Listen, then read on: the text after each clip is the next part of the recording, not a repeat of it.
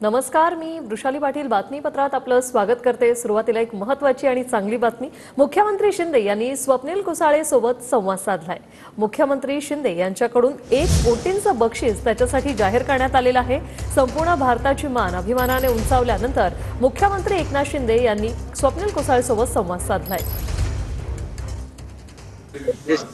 मुख्यमंत्र्यांच्या साक्षीने तुला देतो, अभिनंदन तुला। याच्यामध्ये अजितदादा, एक स्वप्नील कुसाळेने रौप्य पदक जे सिल्वर आहे ते 0.1 ने हुकलंय। त्याचं म्हणजे 0.1 ने हुकलंय, म्हणजे त्याची कामगिरी एकदम तेज आहे आणि एकदम शूटर नेमबाज महाराष्ट्राचं नाव लौकिक करणारा हा स्वप्नील, याचं पुन्हा मी अभिनंदन करतो।